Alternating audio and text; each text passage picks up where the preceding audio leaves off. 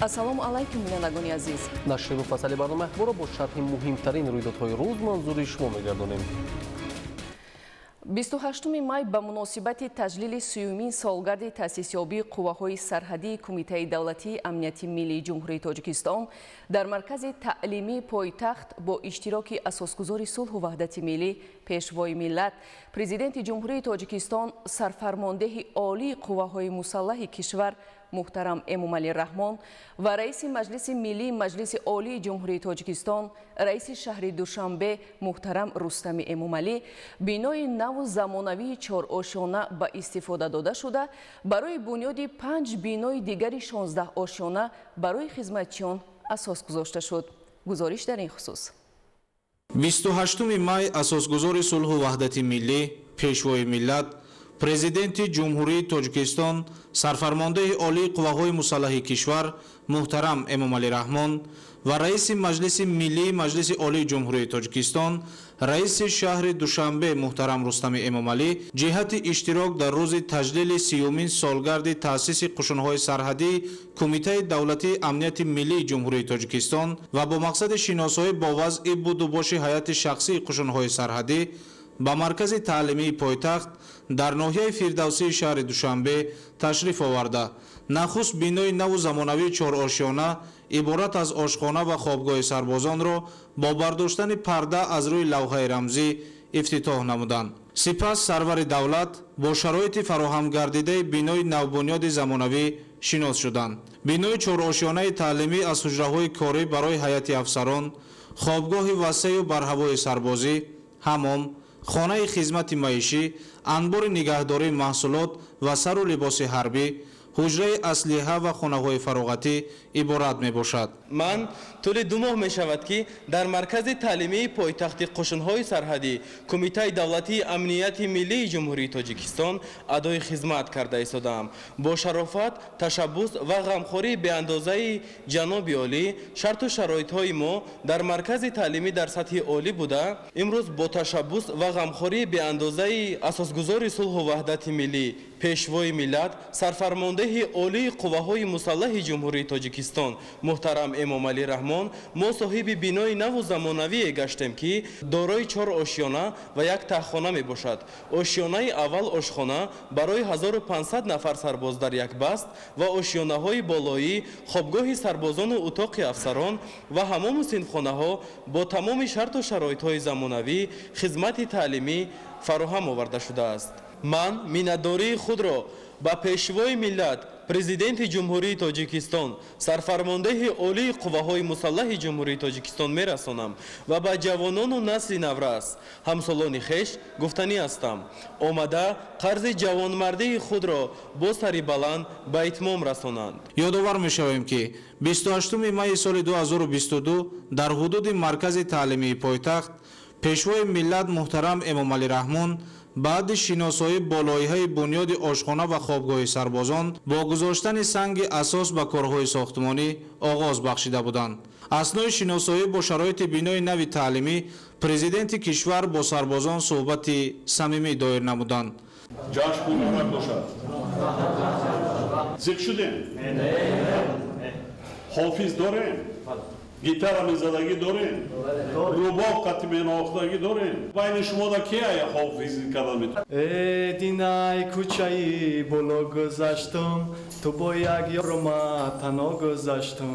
динай кӯчаи боло гузаштум, ту бо як ёрома танҳо гузаштум.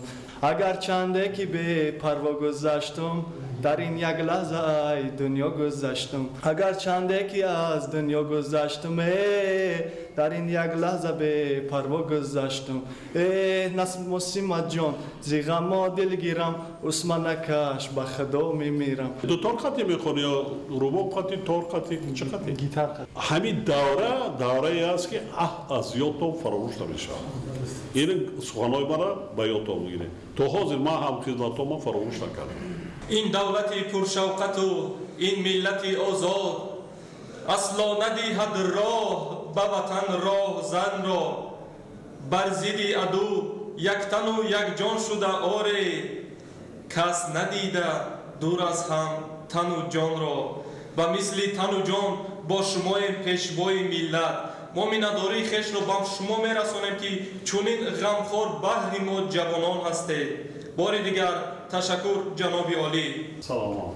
ضمن صحبت با گروه سربازان پشوای ملت محترم امامعلی رحمان تاکید داشتند که دانشجویان مؤسسه‌های عالی تعلیمی حربی باید از حساب همین گونه سربازان دانا و زیرک، هوشیار و تنومند و وطندوست و فعال که از مکتب جسارت در قسم‌های حربی گذشتند انتخاب باید کرد و اظهار باوری نمودند که از آنها افسران و فرماندهان بهترین آماده کردن ممکن است. بینوی نوبنیاد برای آماده نمودن متخصصان خرد سرحدی نگرانیده شده با دستگاه و تجهیزات ضروری مجهز گردانیده شده است. چونین شرایط ضروری امکان فراهم می‌آورد که من بعد متخصصان خرد سرحدی آماده کرده شده همچون سربازان و افسران صادق با درک بلند مسئولیت وطنداری مرز و بوم دولت را حفظ و حمایت نمایند. در مرکز تعلیمی اینچنین تمام انفراساختار ضروری از جمله صنفخانه‌های کامپیوتری، نقطه‌های طبی،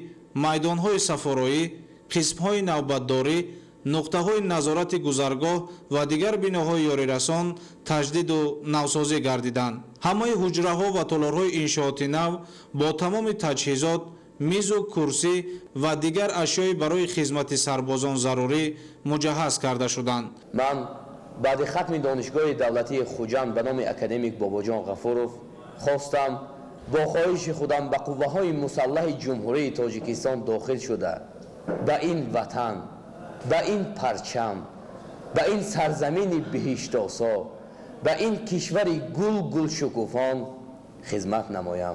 طول یک ماه می شود که من در قشون‌های سرحدی کمیته دولتی امنیت ملی جمهوری تاجیکستان که در پایتخت قرار دارد ادای خدمت کرده ایستادم. در مرکز تعلیمی ما همه شرایط‌ها در سطح عالی است.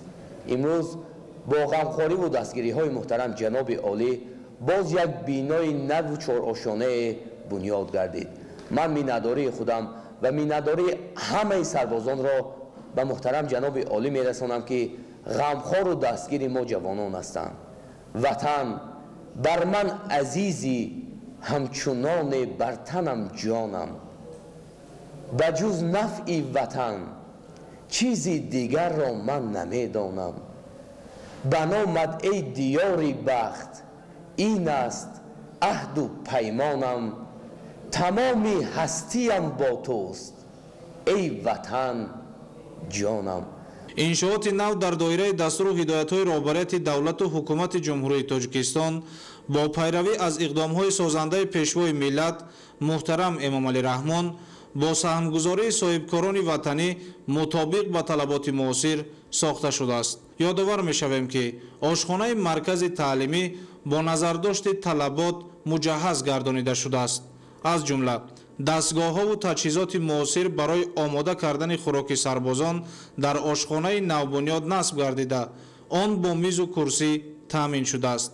ضمن بازدید پرزیدنت جمهوری تاجیکستان سرفرمانده عالی قوه‌های مسلح کشور محترم امامعلی رحمان هیئت شخصی و مسئولین را وظیفه‌دار نمودند که به صفت خوراک سربازان و غذانوکی آن دقت اولین درجه ظاهر نمایند. با بنیاد انشاءات نو تعیینات حربی شرایط اجتماعی افسران و سربازان بهتر می‌گردد. با اشتراک اساسگذار صلح و وحدت ملی پیشوای ملت جناب عالی امامعلی رحمان بینوی چهار آشانه و با تخانه مورد استفاده قرار داده شد. در این بینو برای 1500 نفر آشخانه و برای 1500 نفر در سه آشانه دوم، سوم، چهارم جای خوابگاه برای سربازان جای گردیده شده است. تصمیم گرفتیم که باز یک بینوی این همین بینو در پهلوی هم بینو برای 35 ساله استقلالیت دولتی جمهوری تاجیکستان باز یک بینوی دیگر ساخته و استفاده میشد. مورد ذکر است که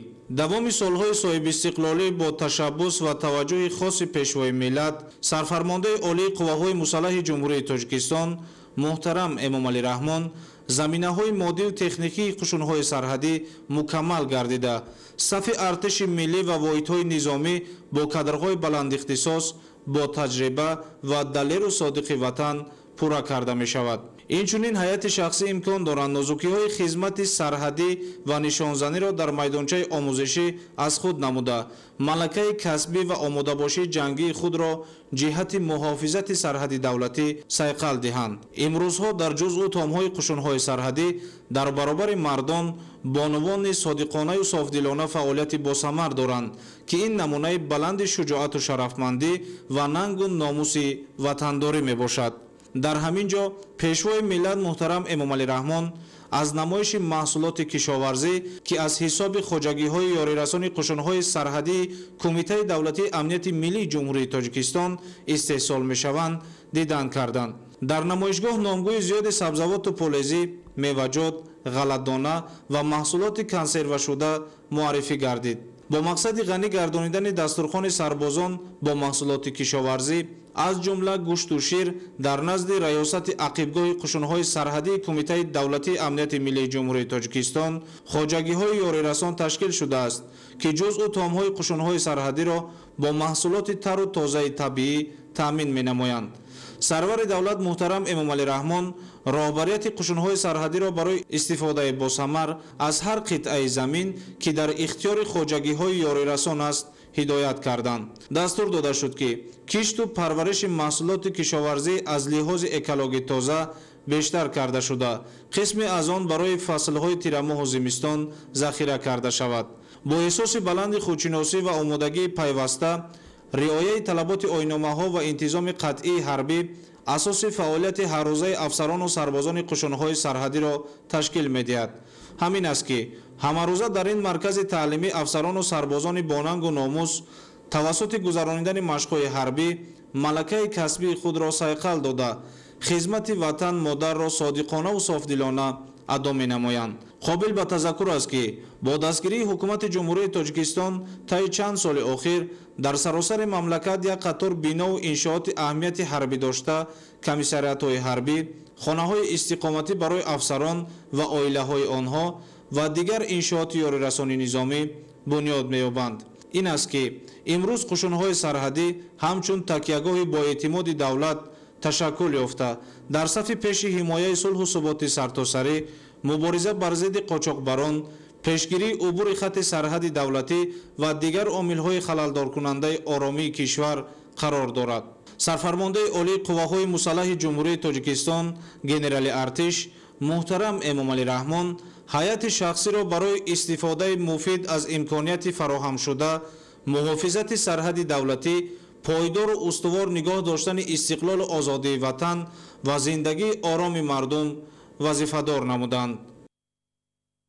28 май дар маркази таълимии пойтахти қушунҳои сарҳадии Кумитаи давлатии амнияти миллӣ, асосгузори сулҳу ваҳдати миллӣ, пешвои миллат, президенти ҷумҳурии Тоҷикистон, сарфармондаи олии қувваҳои мусаллаҳ генерали артиш муҳтарам Эмомалӣ Раҳмон ва раиси маҷлиси миллии маҷлиси олии ҷумҳурии Тоҷикистон, раиси шаҳри Душанбе муҳтарам Рустами Эмомалӣ бо гузоштани санги асос ба сохтмони 5 бинои истиқоматии 16 ошиёна бо 840 манзили истиқоматӣ барои афсарони қушунҳои сарҳадӣ оғоз бахшиданд. зимни шиносоӣ бо тарҳи лоиҳа ба пешвои миллат муҳтарам Эмомалӣ Раҳмон иттилоъ доданд ки биноҳо ҳар кадоме шакли муосир дошта ҷавобгӯ ба талаботи замон сохта хоҳанд шуд. дар ошиёнаҳои якум ва дуюми биноҳои истиқоматӣ марказҳои савдо ва хизматрасонӣ, муассисаи томактабӣ, маркази омӯзиши забонҳои хориҷӣ, марказҳои хизматрасонии тиббӣ ва коргоҳи дузандагӣ сохта мешавад. тибқи лоиҳа дар ҳавлии биноҳои 16 ошиёна ки барои хизматчиёни қушунҳои сарҳадӣ пешбинӣ шудааст, ҳамчунин зеристгоҳ, дегхона, майдончаҳо барои бозии кӯдакон ва дигар иншооти ёрирасон бунёд мегардад. аз рӯи нақша дар ин биноҳо барои зисту фароғати хизматчиёни қушунҳои сарҳадӣ ва оилаҳояшон тамоми шароит фароҳам оварда мешавад ва масъулияти онҳоро дар иҷрои вазифаҳояшон боз ҳам баландтар хоҳад намуд. президенти ҷумҳурии Тоҷикистон муҳтарам Эмомалӣ Раҳмон зимни суҳбат масъулинро ба иҷрои босифати корҳои сохтмонӣ вазифадор намуда таъкид доштанд ки ин биноҳо бояд ба таври замонавӣ ва мутобиқ ба меъёрҳои шаҳрсозӣ сохта шаванд то ки солҳои зиёд ба хизматчиёни қушунҳои сарҳадӣ خدمت نمایند. 28 май дар шаҳри Душанбе президенти ҷумҳурии Тоҷикистон муҳтарам Эмомалӣ Раҳмон ва раиси шаҳри Душанбе муҳтарам Рустами Эмомалӣ бахшида ба рӯзи сарҳадбонон иншооти навро ифтитоҳ намуда аз шароити хизмати афсарону сарбозон боздид ба амал оварданд. таваҷҷӯҳ намоед. президенти ҷумҳурии Тоҷикистон муҳтарам Эмомалӣ Раҳмон ва раиси шаҳри Душанбе муҳтарам Рустами Эмомалӣ дар шаҳри Душанбе бахшида ба 30-юмин солгарди таъсисёбии қушунҳои сарҳадии Кумитаи давлатии амнияти миллии ҷумҳурии Тоҷикистон бинои нави ситоди отряди таъиноти махсусро ифтитоҳ намуда ҳамзамон аз фаъолияти коргоҳи истеҳсоли воситаҳои техникӣ боздид намуданд. иншооти тозабунёд дар заминаи қисми ҳарбии мазкур сохта шудааст. бинои ситод аз ҳуҷраҳои кории роҳбарияти қисми ҳарбӣ, аз синфхонаҳои дарсӣ, хонаи фароғати афсарону сарбозон, дафтардорӣ, хобгоҳ ва дигар иншооти ёрирасон иборат аст. дар ин ҷо ҳамчунин барои афсарону сарбозони қисми ҳарбӣ хобгоҳ пешбинӣ шудааст. таҳхонаи отряди таъиноти махсус аз маркази алоқа, нуқтаи банақшагирӣ, синфхонаи дарсӣ, оташфишонӣ, мерганӣ, нуқтаи идоракунӣ ва дигар иншооти ёрирасон иборат буда ҳамаи ҳуҷраҳо бо лавозимоти корӣ таъмин мебошанд. махсусан маркази алоқа ҷузъи муҳим дар самти назорати доимии сарҳади давлатӣ ба ҳисоб рафта ба 4 самт вилоятҳои Соғду Қатлон, вилояти Мухтори Кӯҳистони Бадахшон ва ноҳияҳои тобеи марказ иртиботи доимиро таъмин месозад.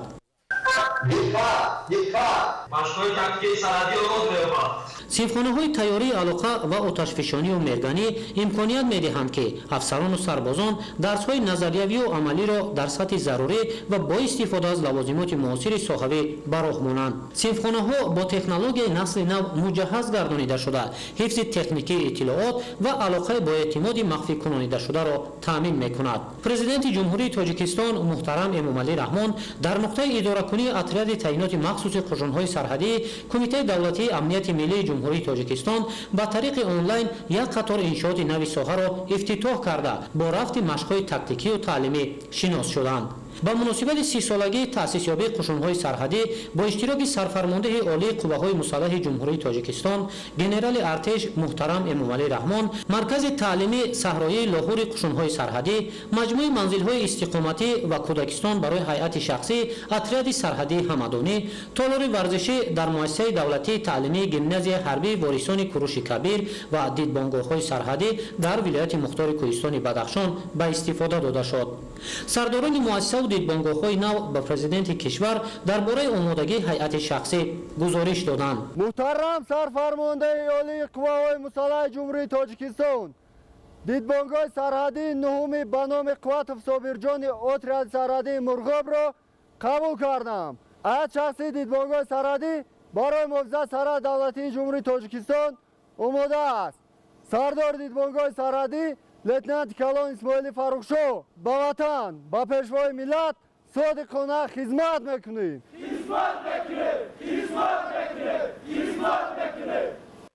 низом таҷрибабайн. муҳтарам сарфармондаи олии қувваҳои мусаллаҳи ҷумҳурии Тоҷикистон, ҳайати шахсии дидбонгоҳи сарҳадии чорум ба номи лейтенанти калон Ибодлои Убайдуллозодаи отряди сарҳадии Мурғоб барои муҳофизати сарҳади давлатии ҷумҳурии Тоҷикистон омода аст. сардор дидбонгоҳи сарҳадӣ майор Розиқов. асосгузори сулҳу ваҳдати миллӣ, пешвои миллат, президенти ҷумҳурии Тоҷикистон, сарфармондаи олии қувваҳои мусаллаҳи ҷумҳурии Тоҷикистон, генерали артиш муҳтарам Эмомалӣ Раҳмон, ҳайати шахсии гимназияи ҳарбии қушунҳои сарҳадии Кумитаи давлатии амнияти миллии ҷумҳурии Тоҷикистон толори варзиширо қабул карданд. сардори гимназияи ҳарбӣ полковник Раҷабов. ба ватан содиқона хизмат мекунем.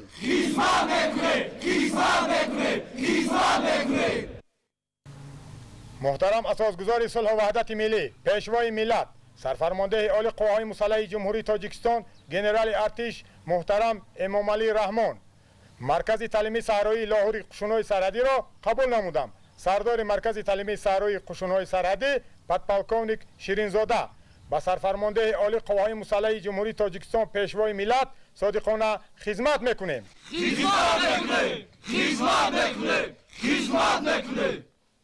асосгузори сулҳу ваҳдати миллӣ, пешвои миллат, президенти ҷумҳурии Тоҷикистон, сарфармондаи олии қувваҳои мусаллаҳи ҷумҳурии Тоҷикистон, генерали артиш муҳтарам эмомалӣ раҳмон дар отряди сарҳади ҳамадонӣ маҷмӯи манзилҳои истиқоматӣ ва кӯдакистонро қабул намудем. Сардори отряди сарҳади ҳамадонӣ полковник Шарипов.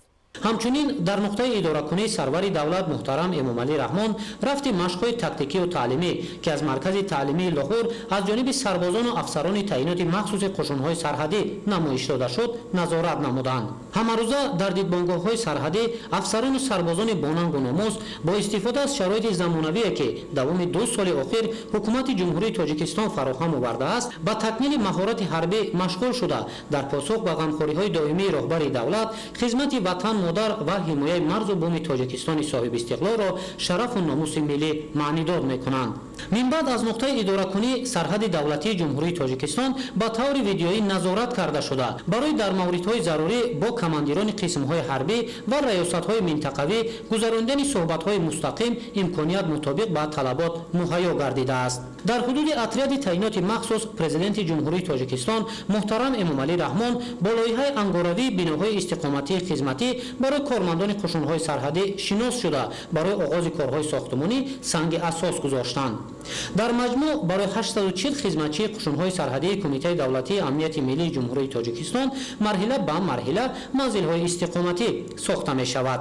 лоиҳаи маҷмӯаи биноҳои баландошунаи истиқоматӣ дар асоси меъёру қоидаҳои шаҳрсозии муосир таҳия карда шуда дар ин ҷо шароити хуби зист ва фароғат муҳайё хоҳад шуд.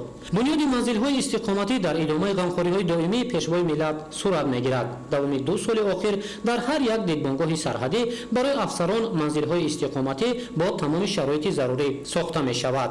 дар фаъолияти қушунҳои сарҳадӣ ба афсарон ва хизматчиёни ҳарбии қушунҳои сарҳадӣ ва оилаҳои онҳо 1777 хонаҳои хизматӣ шахсан пешвои муаззами миллат тақдим намуд.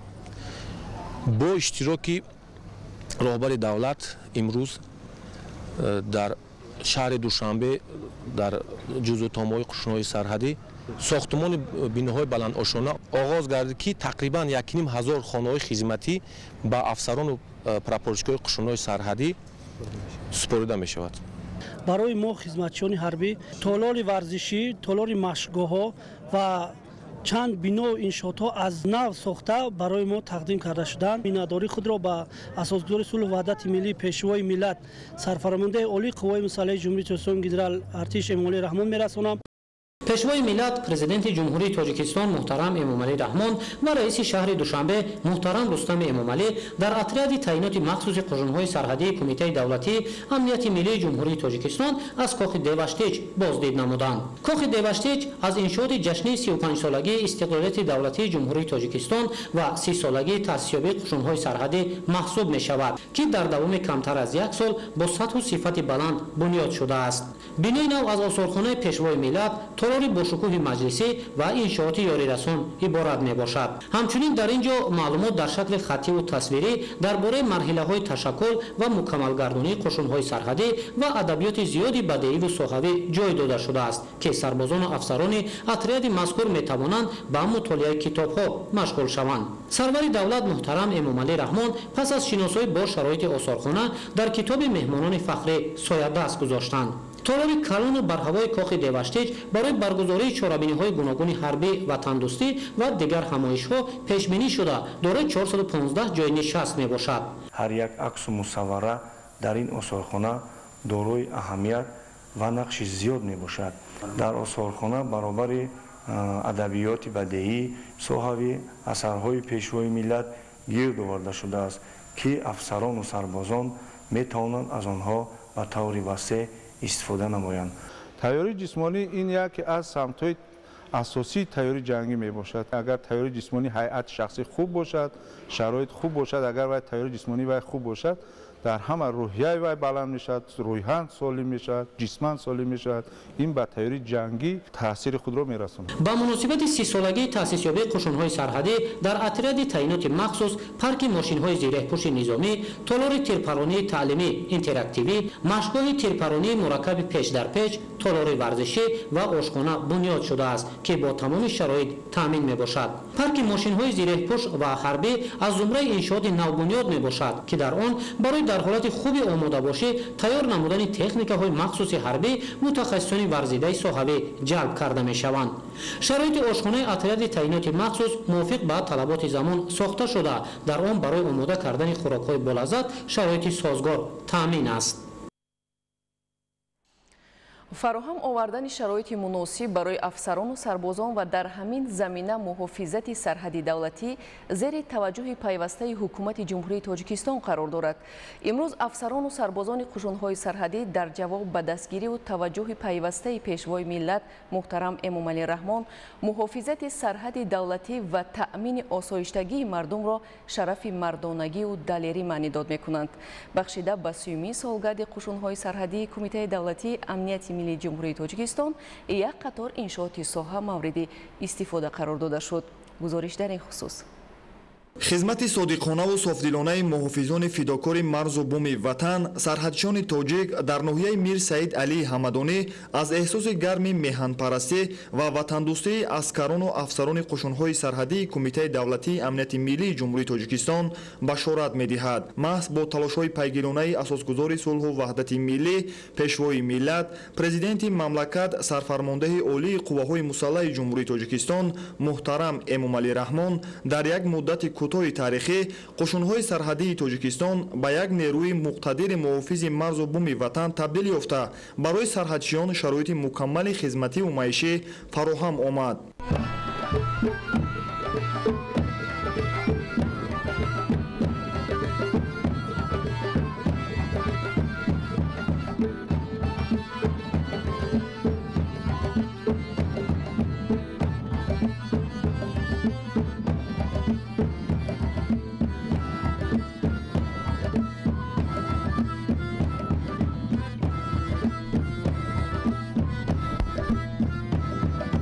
پرچم آزادی از کاوه آهنگر در منبر دنیای از بام جهان منبر در منبر دنیای از بام جهان منبر از تیغه کوهستان صد تیغی دو دم داریم از تخته هر سنگش یک تختی عجم داریم از تیغه کوهستان صد تیغی دو دم داریم از تخته هر سنگش یک تختی عجم داریم ما را بدنی سالان امامعلی رحمان است آهن کوله در سر از عرصه آغان است آهن کوله در سر از عرصه آغان است آهن کولهش در سر آهن کولهی سرباز تاجی سری مردم باد این مردی صناعت ساز آهن کولهش در سر آهن کولهی سرباز تاجی سری مردم باد این مردی صناعت ساز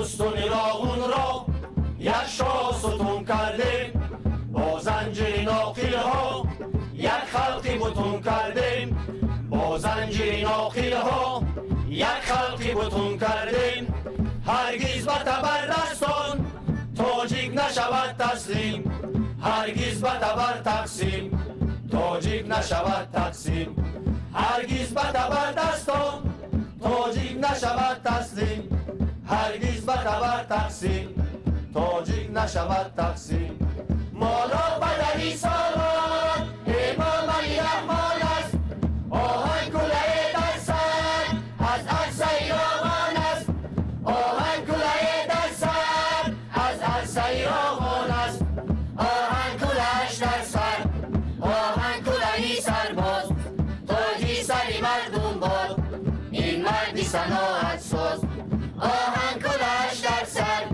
آهن کولهی سرباز سر مردم باد این مردی صناعت ساز ما را پدری سالار امام علی رحمان است ما را پدری سالار امام علی رحمان است امام علی رحمان است تاجیکستان رازی جنگی نیستی کردی رها چون مکافاتی عمل شد نامینه کرد پیشوا.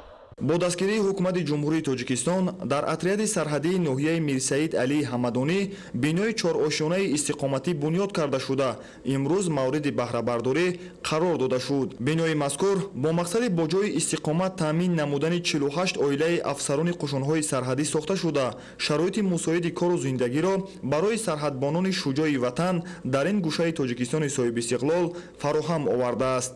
منزل‌های استقامتی از جهت ساختمانی به طلبات زمان معاصر جوابگو بوده با تمام لوازمات روزگار از قبیل تکنیک معیشی و مبل نو پورا تامین کرده شدند. در صحن بینا برای استراحت و فراغت فرزندان افسران میدانچه زمانوی بازی و مشق و تمرین بدن موجود است. من قربانعلی اشورزاده طوری 10 سال میشود که در قشونهای سرحدی کمیته دولتی امنیت ملی جمهوری تاجیکستان با هیئت افسر خدمت نموده ایستادم. برای من باعث افتخار است که امروز از طرف حکومت جمهوری تاجیکستان صاحب منزل استقامتی گردیدم. ما کوشش میکنیم که همیشه برای خدمت وطن مادر آماده بوده در حفظ مرز و بوم سرحدی دولتی جمهوری تاجیکستان همیشه آماده ایم. امروز هیئت شخصی اطریاد سرحدی حمدانی با استفاده از امکانات موجوده حمایت و محافظت سرحد دولتی را قرض شهروندی و فرزندی خود دانسته به خطری و ثبات را در مملکت پا بر جا نگاه می‌دارند. من سرباز قطاری رحمان تاج‌الدین مدت 7 ماه است که در قسم حربی 0307 ریاست قشونهای سرحدی کمیته دولتی امنیت ملی جمهوری تاجیکستان ادای خدمت حتمی حربی نموده ایستاده. برای مایه افتخار و سرفرازی است که در قشونهای سرحدی کمیته دولتی امنیت ملی جمهوری تاجیکستان خدمت نموده ایستادم.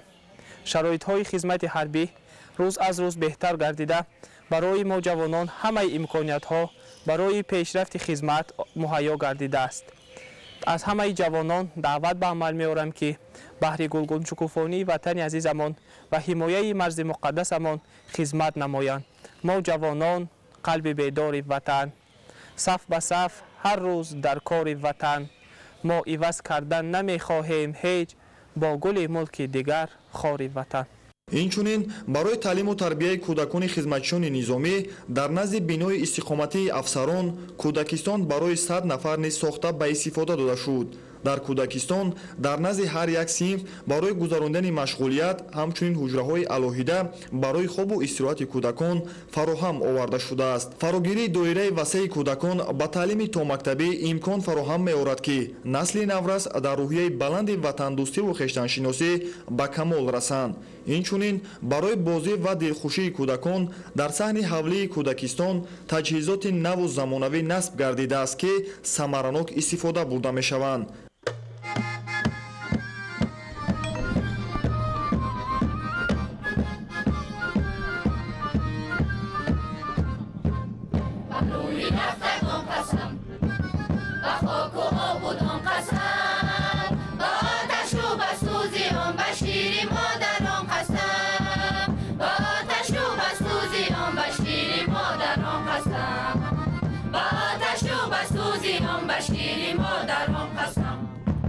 با ما تو هستی جان و تن وطن وطن وطن با ما تو هستی جان و تن وطن وطن وطن وطن وطن وطن وطن ما مرد نیاگانند پینداری نکوداری چون خلق سخندانند گفتاری نکوداری احیاگری تاریخی کرداری نکوداری از عمر سزاوارد آثاری نکوداری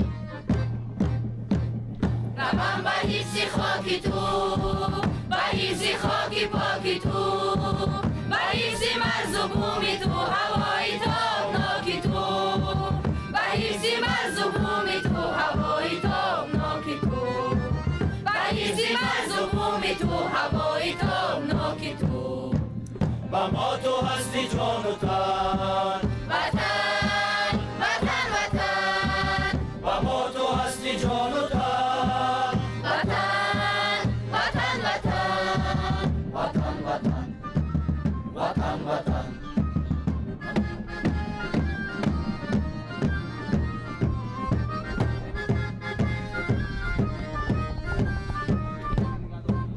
بشن و نامی تو قسم قسم قسم و هر مرامی تو قسم قسم قسم و این زمین پاکی تو به مهر و کامی تو قسم و این زمین پاکی تو به مهر و کامی تو قسم و این زمین پاکی تو به مهر و کامی تو قسم با ما تو هستی جان و تن وطن وطن وطن با ما تو هستی جان و تن وطن وطن وطن وطن وطن وطن وطن وطن وطن تاجیکستان بابش بابش بابش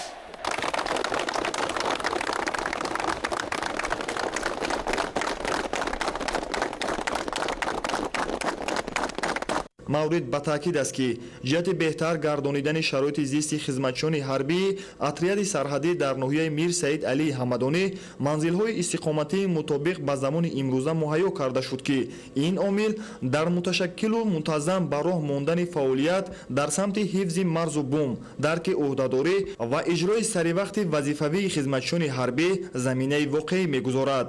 ба боварии комил метавон гуфт ки марзбонони шуҷои тоҷик дар партави таваҷҷӯҳ ва дастгириҳои пайвастаи президенти ҷумҳурии тоҷикистон муҳтарам эмомалӣ раҳмон аз уҳдаи ҳимояи мустақилонаи сарҳади давлатӣ баромада дар ҳифзи дастоварду музаффариятҳои тоҷикистони озоду соҳибистиқлол садоқати мардонагӣ нишон медиҳанд.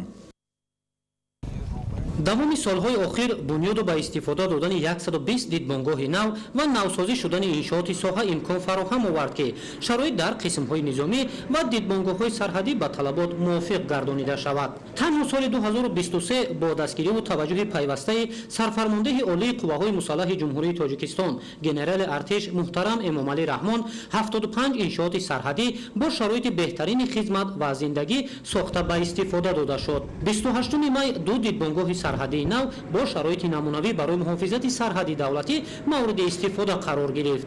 дидбонгоҳи сарҳадӣ ба номи Собирҷон Қувватов низ мутобиқ ба талабот мавриди истифода қарор гирифт. омодагии доимӣ барои муҳофизати сарҳади давлатӣ, баланд бардоштани малакаи ҳарбӣ ва хизмати садоқатмандона барои ватан аз ҳадафҳои асосии афсарону сарбозони қушунҳои сарҳадӣ ба ҳисоб меравад. баъди ба истифода додани бинои нави дидбонгоҳ шароити тақозошаванда мутобиқ ба талаботи замони кунунӣ барои сарбозону афсарон фароҳам оварда шудааст.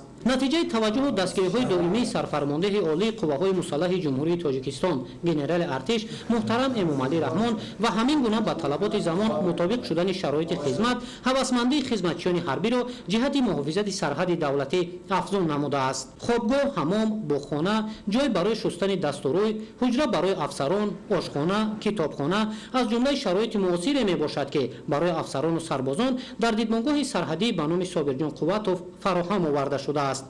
ҳамарӯза сарбозон бо истифода аз имконият ба баланд бардоштани малакаи ҳарбӣ, маънавиёт ва обу тоби бадан машғул мешаванд. дар саҳни дидбонгоҳ барои фароғат ва машқу тамрини сарбозон шароити хуб муҳайё карда шудааст.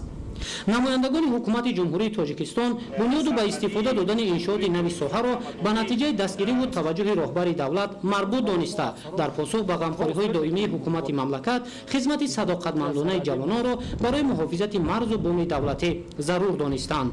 барои афсарон дар дидбонгоҳи сарҳадӣ ба номи Собирҷон Қувватов манзилҳои истиқоматӣ барҳаво низ сохта шудааст. афсарон метавонанд бо аҳли оилаи хеш дар ин ҳуҷраҳои зебову роҳат истиқомат намоянд. манзилҳои бунёдшуда бо лавозимоти зарурӣ барои будубош таъмин карда шудааст. имрӯз барои мо афсарон ва прапорчикони отряд сарҳадӣ хурсандии ҳадду канор надорад ки бо дастгириҳои бевоситаи пешвои муаззами миллат бинои бо ҳашамати дидбонгоҳи сарҳадӣ дурдастро бо тамоми лавозимотҳо муҷаҳҳаз намудааст. ҷавобан ба ин ғамхориҳо мо ҳайат шахсӣ дидбонгоҳи сарҳадӣ отила сарҳади мурғоб ба ватан ва ба пешвои муаззами миллат содиқона хизмат мекунем. ман маҳмудзода рамазон сокини ноҳияи мир саид али ҳамадонӣ ҳастам. тӯли 1 сол 7 моҳ мешавад дар ноҳияи мурғоб адои хизмат карда истодам. бо ташаббуси сарфармондаи олии қувваҳои мусаллаҳи ҷумҳурии тоҷикистон генерал артиш муҳтарам эмомалӣ раҳмон барои мо сарбозон ин қадар бинои замонавӣ бо тамоми шароитҳояш муҳайё кардааст.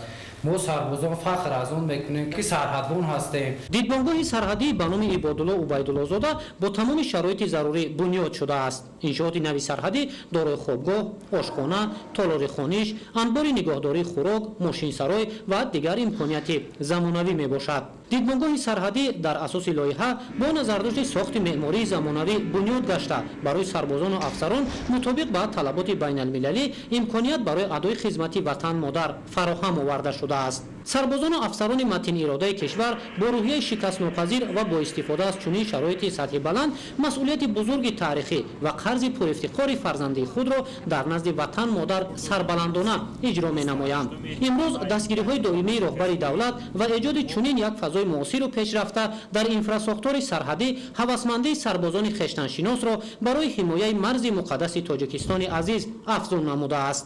минбаъд сарбозон дар соатҳои фароғатӣ дар дидбонгоҳи сарҳадӣ ба мутолиаи адабиёти гуногун машғул шуда савияи дониши худро сайқал медиҳанд. зеро имрӯз ин насли хештаншинос дарк намудааст ки барои таъмини истиқлолияти давлатӣ, осудагии мардум ва ҳамин гуна пешрафти рӯзафзуни тоҷикистон аз ҷавонони солим ва дорои донишу мафкураи баланди миллӣ вобастагӣ дорад. ҳамзамон дар дидбонгоҳи сарҳадӣ ба номи ибодулло убайдуллозода барои афсарон манзилҳои истиқоматӣ сохта шудааст. хонаҳо барои афсарон дар асоси лоиҳа бо назардошти талаботи замони кунунӣ бунёд гардида хизматчиёни ҳарбӣ метавонанд бо аҳли оилаи хеш истиқомат намоянд. миннатдор аз он ҳастем ки барои мо чунин шароити хуб муҳайё карданд ба ватан ва пешвои миллат содиқона хизмат мекунем.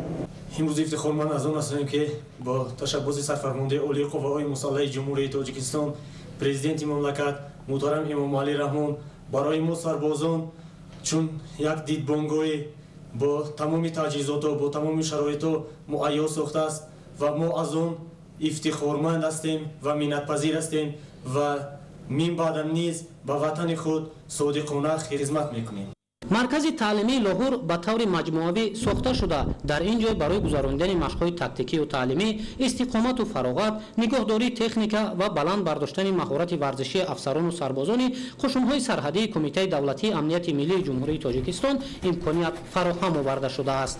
дар маркази таълимии лоҳур дар як вақт то 500 нафар ба машқҳои тактикию таълимӣ фаро гирифта мешаванд. дидбонгоҳи сарҳадӣ, нуқтаи такягоҳ, ҷои фармондеҳӣ, майдони тирпаронӣ аз яроқҳои гурӯҳӣ ва оташфишон, 4 хобгоҳ, ошхона, ҳамом, бунгоҳи тиббӣ, шаҳраки варзишӣ, майдончаи сафороӣ ва дигар иншооти зарурӣ сохта шудааст.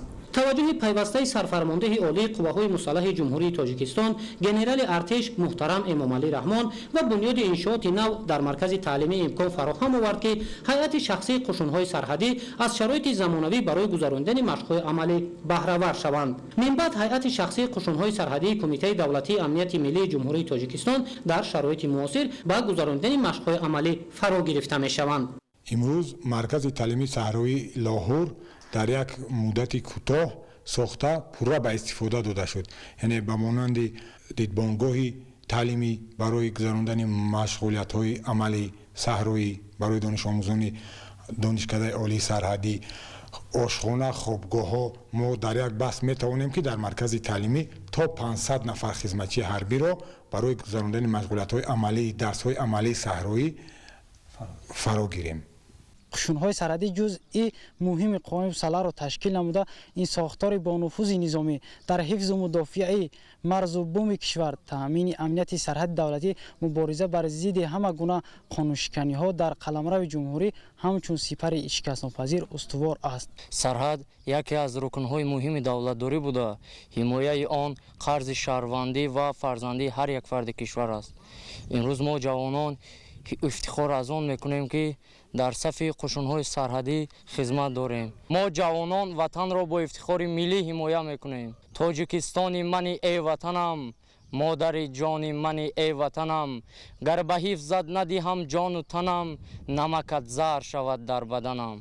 در مؤسسه دولتی تعلیمی گیمنازیای حربی واریسان کوروش کبیر تالاری برهوای ورزشی به استفاده داده شد.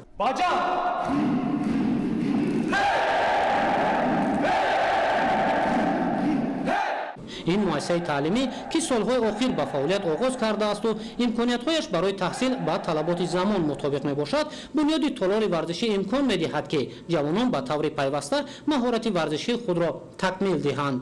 آینده این جوانان همچون افسران شجاع برای محافظت سرحد دولتی، تامین ولایت قانون و حفظ آرامی سرتاسری سهم مناسب میگذارند.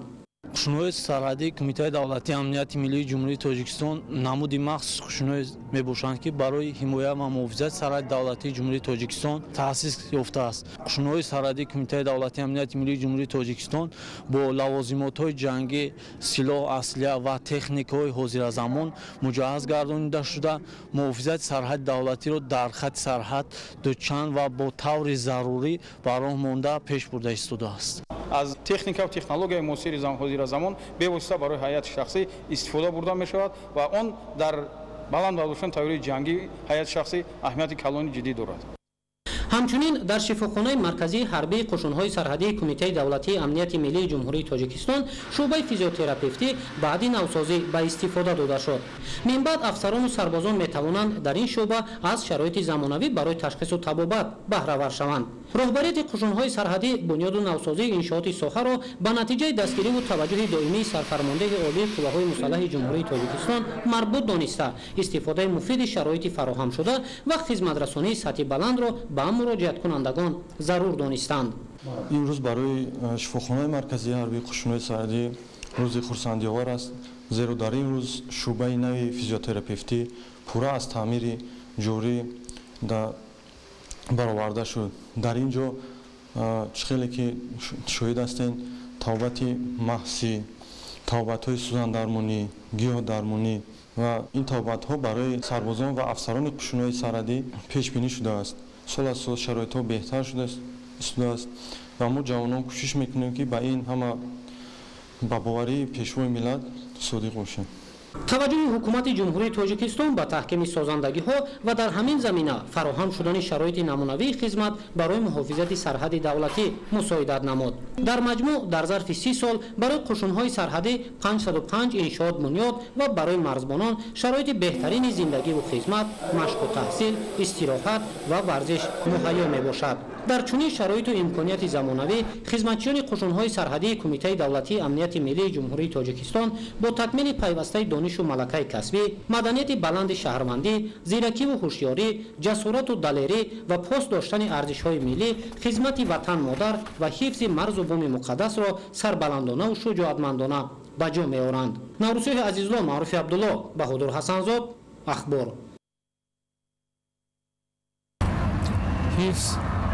ҳимояи марзубуми кишвари азизи мо вазифаи муқаддаси ҳар як шаҳрванд маҳсуб меёбад. аз ин рӯ боиси ифтихор аст ки имрӯз мо баҳри хизмати модар ватан дар қатори дигар родмардони кишвар камари ҳимат баста то ба ин рӯз хизмат карда истодаем ва боиси ифтихор ҳам аст ки имрӯз мо дар як кишваре зиндагӣ мекунем ки сулҳу субот, амнияти кишвар ва аз ҳама муҳим шукуфоӣ ва ободии кишвари мо таъмин аст. дар устувору муқтадир кардани кишвари мо ҳазорҳо родмардони модар ватан хизмат карданд ва ҳатто ҷони худро дариғ надоштанд. ва мо муваззаф мегардем ки имрӯз монамин соҳибистиқлолии давлати хуббунёд ва кишвари тинҷу осудаи худро бо тамоми қувваву ғайрат, малакаву маҳорати худ аз даст надиҳем.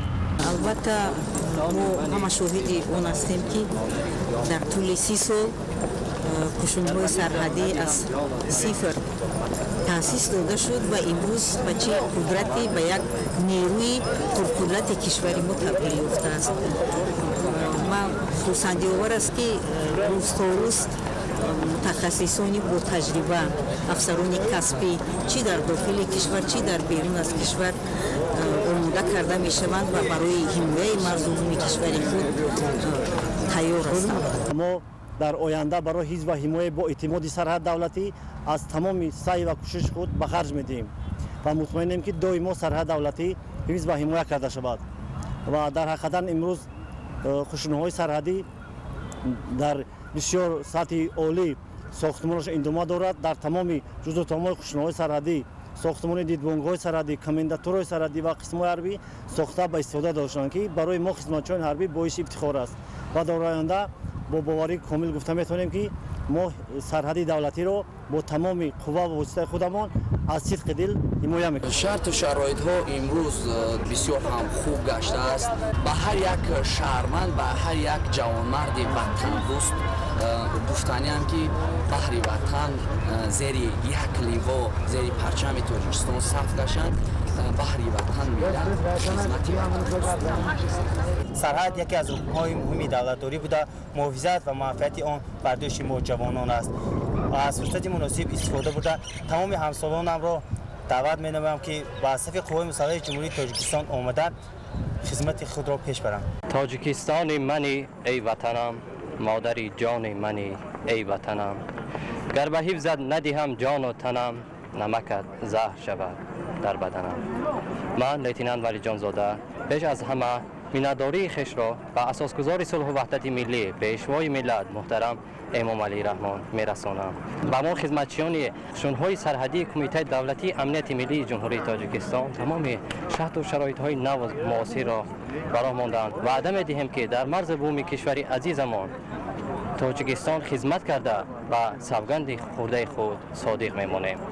و امروز افتخار از ملت، افتخار از دولت، افتخار از سرفرمانده عالی قواهای مسلح داریم. سرحد این رکن اساسی دولتداری هر یک دولت به حساب می رود. بنابراین سربازان و افسران خشونت‌های سرحدی در حفظ مرز بوم کشور سهم بی‌نهایت بلند و ارزنده دارند. ما زالها تیار هستیم که برابر با مرها در صف خشونت‌های سرحدی در سرحد ادای خدمت نماییم. خشونت‌های سرحدی ما در یک جای خالی تا به این درجه رسیده است. از زمین تا آسمان فرق میکند. امروز خشونت‌های سرحدی ما با تمام معیارهای جهانی جوابگو هستند و وظیفه خود را سربلندانه، صادقانه، جسورانه اجرا میکنند. سرحدبان اولین مهمانان را قبول میکنند. اگر او با زبان همون خارجی مهمان خارجی صحبت کند، هم اون کس میبیند که چقدر معرفت دارد، اون را درست میفهمی و مهر اون کس هم دیگر میشود. غمخواری و دقت اساسی سرفرمانده عالی قوای مسلح جمهوری تاجیکستان گنرال ارتش محترم امام رحمان با سرحدبان خیلی زیاد است. در سال 2023 فقط 75 دیدبانگاه سرحدی نو 4 اتریال سرحدی ساخته به استفاده دادند. همه این دستگیری و غمخواری رهبری دولت است. در همین مدت خیلی کوتاه قسم زیادی افسران صاحب خانه‌های استقامتی گردیدند. امروز شرایطی که برای سرحدبان تاجیک مهیا کرده شده است، فقط باید که با اراده، دلیرانه، صداقتمندانه به وطن خود به ملت خود خدمت کنند. چون که سرحدبان بغیر از حفظ سرحد دولتی برای زندگی آرامانه کشور مردم خود مسئولیت دارند. در وقتش لباس نداشته بود، لباس نظامی در پلاتکا بودیم. حاضر تمام تغییرات دیگر شد. دیدبانگاه نو شدگی تمام شرایط شده است در دیدبانگاه حاضر. فقط خدمت کردن برای وطن، از تحت دل خدمت کردن دیگر یگان کاملی نیست. از زمین تا آسمان فرق میکند. ما امروز آماده هستیم با سر بلند سرحد دولتی رو با قوه خود حفظ کنیم. خشونت‌های سرحدی یکی از جزو تام‌های قوه‌های مسلح مملکت به حساب رفته. این نهادی